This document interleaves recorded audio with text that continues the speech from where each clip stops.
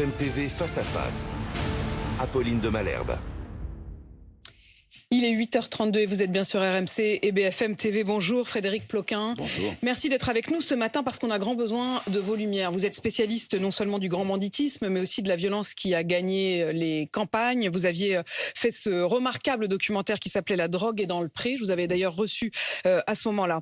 Crépol, ce qu'il s'est joué dans la nuit de samedi à dimanche, les arrestations, les réactions politiques, essayer de comprendre si ce drame est singulier ou s'il dit quelque chose de notre société.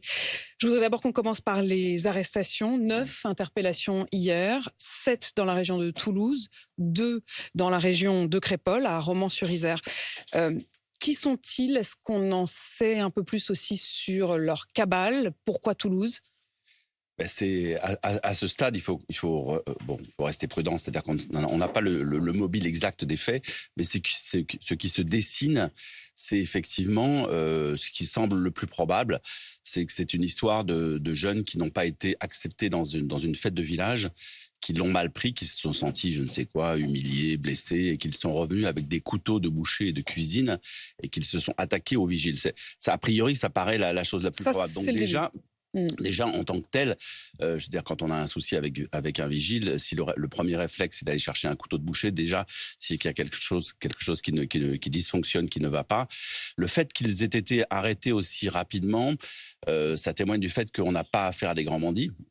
On a plutôt affaire à des individus très très bas de gamme. Je veux dire, d'ailleurs, ils sont très jeunes, hein, ils ont 20 ans en moyenne. Il y a même 2 mineurs parmi eux. Mais le fait que ils laissent tomber sur place des éléments qui vont permettre de les identifier. Ils partent en bande comme ça à 7 vers Toulouse pour peut-être aller se réfugier en Espagne et pour certains au Maghreb, dit-on. Ça témoigne pas d'une grande intelligence. Ça témoigne pas, on va dire, d'une grande surface ni d'une grande préparation.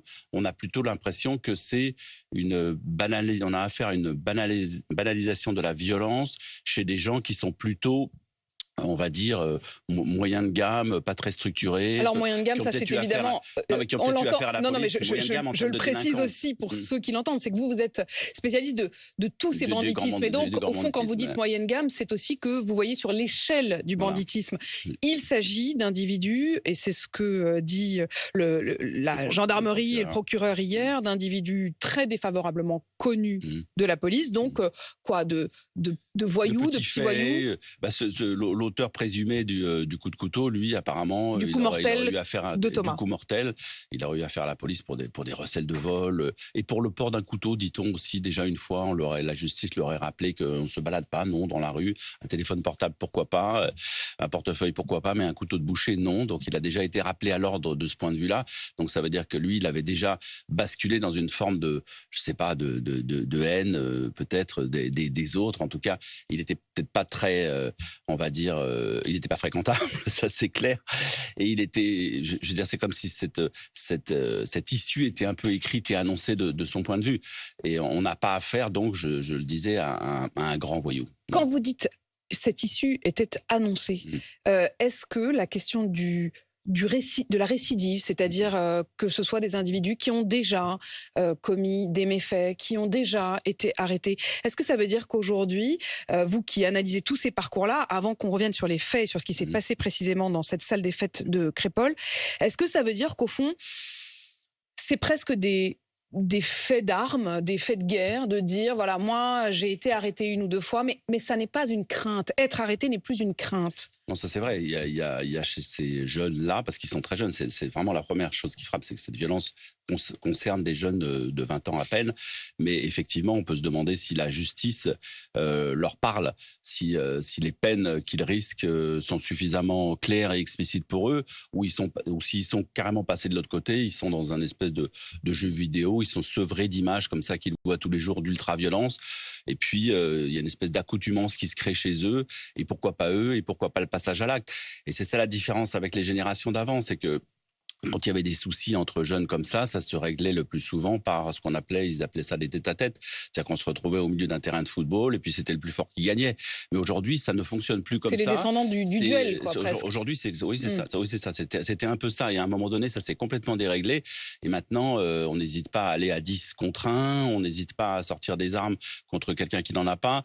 Et en l'occurrence, là, c'est pour ça que cette affaire a fait autant de bruit. Pour moi, c'est un coup de couteau planté dans la France rurale, dans la ruralité. C'est un coup de couteau planté dans nos villages d'antan. C'est un peu pour cette raison-là que je suis là et que nous en parlons aujourd'hui. Parce que des coups de couteau dans des balles, dans des fêtes qui dégénèrent, il y en a assez régulièrement. Mais quand ça se passe, comme ça se passe assez souvent dans des banlieues populaires où on a l'habitude de voir des règlements de compte, etc., on n'en parle pas trop, ça fait pas la une des médias. Là, ça fait la une des journaux et on en parle aujourd'hui parce que cette violence déborde des endroits, des territoires où on a l'habitude de la voir et que c'est, comme je le disais, un coup de poignard planté dans le village à la française. C'est ça, c'est le village, l'église, la ruralité, et c'est là que ça se passe. Et c'est pour ça que ça crée aujourd'hui autant de réactions. Ouais. Est-ce que c'est effectivement la rencontre, le point de rencontre, cette fête à Crépol, samedi soir, le point de rencontre entre deux France? C'est ce que, notamment, une partie de la droite, de l'extrême droite a immédiatement cru déceler, parlant, et c'est là aussi que j'aimerais comprendre avec vous et distinguer, pour le coup, hors des passions politiques, ce qu'il en est. On a eu des mots comme razzia, massacre, barbare, guerre de civilisation, racisme anti-blanc, francocide, qui ont été immédiatement prononcés. Le mot de racaille pour parler des agresseurs, des meurtriers, en l'occurrence. Mettons tout cela à plat. D'abord sur le mot rixe ou le mot bagarre. Le mot rixe a d'abord été prononcé par le procureur avant que la gendarmerie, elle, dise non, ce n'est pas une rixe, c'est une bagarre. Quelle est la différence entre les deux et de quoi il s'agit? Je pense qu'il faut mettre les bons mots sur les choses. Effectivement, c'est extrêmement important, mais les mots qui vont compter, ce sont les mots que la justice va mettre. Ce ne sont pas les mots que les politiques qui n'est pas mettent. dans le même rythme et qui n'est pas dans le même temps. Le mot bagarre, c'est pas un mot judiciaire. Le mot rixe, oui, ça peut rentrer dans une case. Mais en l'occurrence, on n'a pas affaire à une rixe. On a plutôt affaire à une espèce de raid punitif, si ça se confirmait le déroulé des faits, de la part de jeunes qui n'ont pas pu aller s'éclater dans la boîte dans laquelle ils voulaient aller.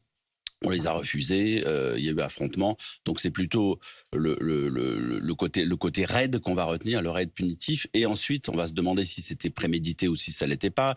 Dans la mesure où ils sont revenus avec des couteaux, est-ce qu'ils étaient au départ avec des couteaux? Est-ce qu'ils vont en boîte avec des couteaux? Ou est-ce qu'ils sont retournés chercher des couteaux? La justice va se poser ce genre de questions. Est-ce que c'est prémédité? Est-ce que c'est en bande organisée? Là, pour l'instant, oui, on dit que c'est en bande organisée, ce qui permet d'ailleurs, et c'est extrêmement important du point de vue de l'enquête, des gardes à vue de 96 heures. L'enquête a été ouverte, je précise, pour homicide et tentative d'homicide en bande organisée et confiée aux gendarmes. Ce sont les mots qu'il faut retenir. Ça ressemble pas à une rixe. Une rixe, c'est en gros deux groupes qui se donnent rendez-vous et qui sont armés de chaque côté de bâtons, de chaînes de vélo ou de couteaux, etc. Et là, on s'affronte. Là, c'est pas ça. Là, ce sont des individus qui sont armés contre des gens qui sont en train de faire la fête, en gros, quelque part. Donc le mot rixe ne colle évidemment pas. Vous parlez donc de raid punitif. Je vais reprendre certains témoignages. D'après le Dauphiné Libéré, repris également par Paris Match. D'après des jeunes participants à la soirée, il y aurait d'abord eu 4 ou 5 personnes qui ont voulu rentrer dans la salle des fêtes aux alentours de minuit. Puisqu'il fallait s'inscrire préalablement et qu'il était déjà tard, les vigiles leur auraient refusé l'entrée. Ils parlent également d'un retour. Vers 1h30, 2h du matin, ils sont revenus en nombre. Ils étaient une trentaine, dit la mère de Thomas. Elle dit, d'après les amis de ma fille, ils étaient une trentaine. Une habitante des environs dit aussi qu'ils criaient « on va tuer du blanc ». J'y étais pas. Si c'est le cas, je veux dire, la justice en tiendra compte. Mais ce qui est clair, c'est que ces événements se passent. Enfin, c'est ça qui nous choque. Ces événements se passent à Crépol, dans un petit village. Mais je rappelle quand même que c'est un village de la Drôme, qui est pas loin de Romans-sur-Isère, qui est pas loin de Valence. Et je rappelle quand même que cet été, nous avons tous évoqué abondamment la question des règlements de compte qui se produisaient à Valence. C'est-à-dire que vous aviez été un des premiers d'ailleurs à parler de Limoges, de Valence. Mais c'est important de prendre un peu de recul et de marcher un peu en arrière comme ça. Je veux dire, je pense que depuis les années 2000, en gros, c'est le phénomène sociétal de ce point de vue-là le plus important. Il y a une extension de la violence qui a quitté les territoires dans lesquels on avait l'habitude de la voir et qui s'est répandue par le biais du trafic de stupéfiants notamment et des guerres de territoire qu'elle engendre. Ce modèle, on va dire, cette culture du trafic de stupéfiants où on se tue pour un carottage, pour un petit vol, ce modèle-là, on a l'impression devient le modèle, se généralise et surtout déborde déborde de ces frontières habituelles où on avait l'habitude de les voir. Et c'est un peu comme si le modèle marseillais avait colonisé, se répandait un peu partout sur le territoire. Donc des règlements de compte à Valence cet été, ça nous a surpris. Comme à Nîmes récemment, avec à chaque fois des victimes collatérales, parce que ce qu'on appelle collatéral, j'ai pas envie. Pour moi, ce sont des victimes tout court. C'est comme quand on parle de violence gratuite, elle est jamais gratuite. Je veux dire, elle a toujours un mobile, un habillage, une raison, etc. Vous avez parlé d'ultra-violence. Le ministre de l'Intérieur parle d'ensauvagement. Il y reviendra. C'est pas la première fois que Gérald Darmanin utilise ce mot. Il l'avait déjà utilisé en 2020 et il s'inscrit un peu dans une longue évolution. Je rappelle qu'en 1999, un ministre de l'Intérieur, socialiste, Jean-Pierre Chevènement, avait parlé de sauvageon. C'était la première fois donc c'est pour ça que je situe au tournant des années 2000 cette dérive et cette évolution. Donc de sauvageon, on est passé à l'ensauvagement. Le président de la République, lui, parle de décivilisation. Tout ça, ça forme un tout. Chacun mettra les mots qu'il veut. Après, mais est-ce que ça recoupe une réalité? C'est-à-dire, est-ce que quand vous dites dérive, je voudrais bien comprendre de quoi il s'agit. Est-ce que vous estimez que c'est une dérive de vocabulaire, c'est-à-dire c'est une dérive des ministres de l'Intérieur eux-mêmes, ou est-ce que c'est une dérive de la société et qu'ils ont raison de mettre ces mots-là? Il y a deux choses. Il y a ceux qui font de la politique et qui essayent de gagner des voix en exploitant les faits qui existent. Ça, c'est une chose. Moi, je suis plutôt du côté de ceux qui sont là pour analyser l'évolution criminelle. C'est précisément pour ça que je reçois ce matin. Quand on analyse l'évolution des faits, je le disais, il y a vraiment, effectivement, moi je le constate. Moi, j'enquête énormément dans les quartiers, dans ce qu'on appelle les cités, les quartiers populaires, et ce qui me frappe à chaque fois, c'est que mes interlocuteurs, qui ont aujourd'hui 30, 40, 50 ans, qui ont un peu vieilli, qui ont connu les cités d'autrefois, etc., mes interlocuteurs systématiquement me disent, mais fais attention là, Frédéric, si tu vas enquêter dans les cités aujourd'hui, tu vas pas avoir affaire à des gens comme nous, tu vas être confronté à des gens beaucoup plus violents que nous. Donc même ceux qui les ont fréquentés, qui ont vu grandir ces jeunes-là, sont effrayés. Donc il y a un côté aujourd'hui, autrefois les voyous, les grands voyous, ils s'entretuaient entre eux. Il y avait des codes d'honneur, en quelque sorte. Il y avait une forme d'honneur. Il y avait 400-500 grands voyous en France. Ils se sont exterminés, il faut quand même le dire. Ils se sont entretués. Il y a eu des dizaines de morts tous les ans pendant des années et des années. Ils se sont exterminés entre eux. Mais en gros, le grand voyou, il en voulait, il sortait son arme pour tuer, entre guillemets, l'ennemi. En fait, comme ils disent à chaque fois, ouais, j'en ai tué quelques-uns, mais je n'ai tué que des enculés. C'est un peu ça la phrase qui ressortait. Et les enculés, j'ai envie de sourire, même s'il s'agit de drame, évidemment. C'était comme ça qu'ils parlaient, et ils s'entretuaient, ils s'exterminaient entre eux. Et à un moment donné, ça déborde. On a basculé. Il y a des morts collatéraux, il y a l'apparition d'armes de guerre, c'est extrêmement important dans le paysage, parce qu'on est passé des armes de poing aux armes de guerre. Les armes de guerre, ça induit un comportement, un mental particulier pour celui qui l'emploie. Ça fait des victimes en dehors de ceux qu'on a l'intention de tuer. La preuve cet été à Marseille avec la mort de la jeune Sokaina, 22 ans, qui étudiait chez sa maman. La preuve à Nîmes avec qui meurt d'une balle perdue alors qu'elle est près de la fenêtre. Qui sortait du cinéma avec son tonton. Et la preuve aujourd'hui avec Thomas. Pour moi, c'est la 3e victime d'affilée comme ça de ce type de violence qui déborde, qui n'est plus contrôlée. Et c'est ça, il y a aussi une désinhibition. Je crois que c'est à ça que fait référence le ministre de l'Intérieur quand il parle d'ensauvagement. Il y a deux choses. Il y a l'extrême jeunesse de ceux qui manipulent ces armes, qui ne savent pas forcément les manipuler d'ailleurs, qui n'ont pas forcément appris, qui ne sont pas entraînés, alors que les grands voyous, eux, effectivement, ils s'entraînent au tir. Mais c'est une violence décomplexée. Désinhibé, décomplexé, qui ressemble un peu, c'est un peu comme si la vraie vie rejoignait la fiction, la vraie vie rejoignait les séries télé. On plonge les gens dans les campagnes françaises, dans des séries télé dont ils n'ont pas prévu d'être les acteurs. Donc ils voient ça à la télévision, la violence débridée, désinhibée, on la voit beaucoup dans les séries.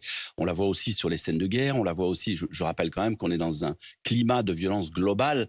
Je veux dire, l'antisémitisme, ça fait partie de cette violence. Toutes les violences conjugales, les violences faites aux femmes, les violences faites aux enfants. On a quand même globalement dans ce pays... On est monté d'un cran. Un niveau de violence... Voire même de 2, si on vous écoute. Alors, on a l'impression que chaque dizaine d'années a été, si on reprend votre chronologie. On est monté d'un cran et en plus, je pense qu'on la regarde plus, on la supporte moins, on la médiatise plus parce que cette violence existait dans les années. Il ne faut pas non plus dire qu'on arrive d'un pays. Est-ce que c'était la même je veux violence? dire, Je le disais même hier, j'ai eu des témoignages sur RMC de jeunes, un jeune notamment, enfin un jeune, 40 ans, j'ose dire que c'est jeune, mais pas tant que ça, qui vit en Mayenne et qui disait « Mais enfin, faut pas exagérer, la violence dans les campagnes, elle a toujours été le cas. Mon père, disait-il, se battait avec ses copains ou avec ses ennemis à coups de chaînes de vélo. » Exactement. Est-ce que c'est cette même violence ou est-ce que justement, on n'est plus dans les chaînes de vélo, on est dans le couteau? Est-ce que c'est aussi vrai ça que la différence? La bagarre entre hommes qui veulent être le plus beau, le plus fort, Les le plus blousons costaud, noirs. etc. Non, mais c'était ça aussi, c'est une histoire de virilité. Moi, je suis le plus fort, je suis le plus costaud, c'est moi dans le village qui suis le plus beau et le plus fort. De Donc, rites initiatiques, effectivement, quasiment. ces rites-là, ils ont toujours existé depuis qu'il y a des bals populaires en France, il y a des bagarres. Alors ça peut être pour des raisons sentimentales, ça peut être t'as approché, t'as regardé telle femme, etc. Bon, ça c'est une chose, mais la chaîne de vélo, on en ressortait avec des blessures, mais on n'en ressortait pas dans un cercueil. En réalité, c'est ça la grande différence, c'est qu'aujourd'hui on sort de ces affrontements.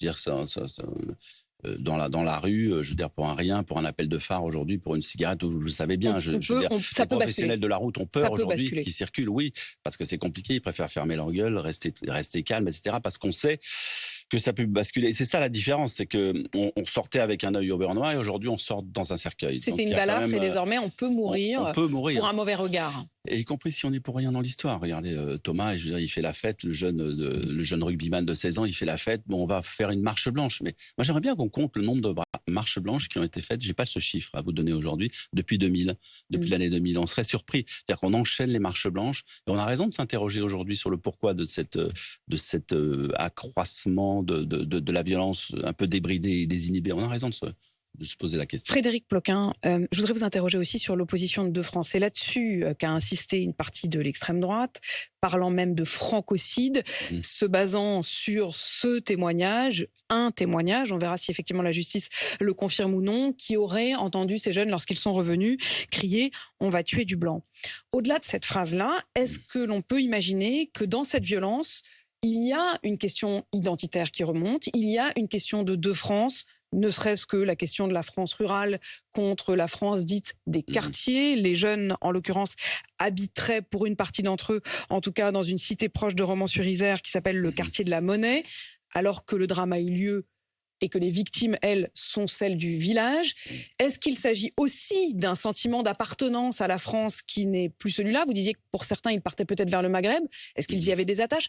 Est-ce qu'il faut y voir un affrontement ou le réveil d'un affrontement entre certains qui ne font plus France ensemble? Bon, déjà, ce qu'il faut dire, c'est qu'ils sont français eux aussi. Hein, ils sont tous français. Tout à fait. Et c'est précisé. Donc, et c'est tout à fait pour ça que je prends beaucoup de précautions en vous posant ces questions. Quand on dit francocide, pourquoi pas parler de guerre civile à ce moment-là, puisqu'on est entre Français. Bon, donc ça, c'est le premier point. Je trouve que le mot, là, il colle pas forcément à la réalité. Après, il faut s'interroger sur ce qu'il y a derrière. Je veux dire, pourquoi est-ce que ces jeunes, ça va être une des questions clés du procès en assises qui se déroulera un jour, parce que ces jeunes vont être envoyés forcément devant une cour d'assises puisqu'il y a mort d'homme.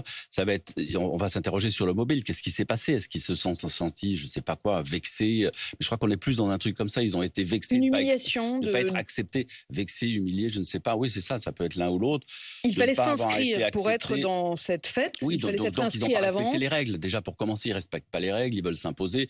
Alors après, on apprendra peut-être qu'ils connaissaient quelqu'un à l'intérieur. Ça, on ne sait pas encore. Ça a été évoqué la possibilité qu'ils aient des comptes à régler avec quelqu'un précisément. Mais des vigiles moi je connais un vigile qui travaille dans les boîtes de nuit et très régulièrement me dit-il, à chaque fois le boulot du vigile, c'est de sentir le gars qui est pas clair, qui est pas net, qui arrive pas droit, qui est un peu bourré, qui est un peu défoncé et qui veut rentrer dans la boîte et qui va donc perturber la nuit et la soirée. Donc ça c'est son métier. Moi celui que je connais me dit que quasiment toutes les semaines, il y a des individus à qui il refuse l'entrée parce que justement ils sont coqués, ils sont sous drogue, ils sont défoncés, qui vont pas se tenir, ils vont pas se comporter correctement dans la boîte, et à qui il refuse l'entrée. Et il sait, et je veux dire les vigiles, c'est pour ça qu'ils sont armés, qu'ils sont un peu, qu'ils ont fait des sports de combat souvent, il sait que l'individu à qui on refuse la boîte risque de revenir. Et combien de fois, mais c'est des dizaines de fois, celui auquel je pense a été confronté à des gars qui reviennent avec un fusil, avec un revolver, avec un couteau, mais il les voit venir. Il faut savoir le faire. Et la première victime touchée, touché, c'est d'ailleurs le vigile, en l'occurrence, de c'est cette pour ça que je parle fête. de vigile. bal. Et d'après ce que j'ai cru comprendre, on s'en a pris à ses doigts, à ses mains. Enfin, ça va extrêmement loin. Donc effectivement, on a l'affrontement. On a l'affrontement entre deux France peut-être, mais surtout entre des voyous et des gens qui ne le sont Mais pas le fait et qui de veulent vivre leur récupérer, vie. de récupérer, alors je ne sais pas si ce sera l'enquête seule pourra dire s'il s'agit en effet, comme vous le dites, on verra bien s'il s'est agi uniquement d'une humiliation au départ de certains qui étaient vexés, ou alors d'un règlement de compte vis-à-vis d'un individu qui était à l'intérieur, ou alors en effet soudain de ressorts qui sont plus de l'ordre d'une opposition entre deux France. Mais le fait que dans le contexte actuel, les politiques, la droite s'en empare, la gauche, à l'inverse, disent qu'il s'agit de récupération. Chacun cherche ses propres victimes, on a l'impression. On dirait qu'on est en campagne électorale, hein. Déjà, effectivement, chacun cherche sa marche blanche, mais je rappelle quand même que la famille de Thomas a dit qu'elle ne voulait justement pas de récupération politique. Donc je vais respecter le deuil, déjà dans un premier temps, de cette famille qui a souhaité qu'on se concentre sur le deuil, précisément. Donc je pense qu'il faut respecter cette volonté. Après, non, mais ce qui est vrai, moi je suis pour analyser le fait que tous ces événements, tous ces faits se produisaient dans des bouillons, dans des bassins comme ça, très, très définis et très délimités, et que l'expansion, je reviens sur le trafic de stupéfiants, parce que c'est vraiment l'extension dans le monde rural, vers le monde rural, vers les villes moyennes, du trafic de stupéfiants qui a transposé ce modèle de violence. C'est-à-dire que, en gros, aujourd'hui, on règle ses comptes à Nîmes comme on les réglait autrefois à Marseille. Et les jeunes Marseillais, les jeunes qui avaient innové, qui avaient, disons, breveté cette ultra-violence, l'ont exporté partout. Et chacun s'en est emparé. Jusqu'à Valence, jusqu'à Nîmes, etc. Et maintenant, je pense que c'est une éclaboussure supplémentaire de cette évolution, de cette extension du trafic de la drogue au-delà de ces territoires. Merci Frédéric Ploquin. Je rappelle d'ailleurs le titre de votre tout dernier livre, Les réseaux secrets de la police. C'est l'histoire de la place Beauvau et des réseaux secrets qui l'animent. Et je ne peux que recommander également La drogue est dans le pré, votre documentaire. Il est 8h53 sur RMC BFM TV.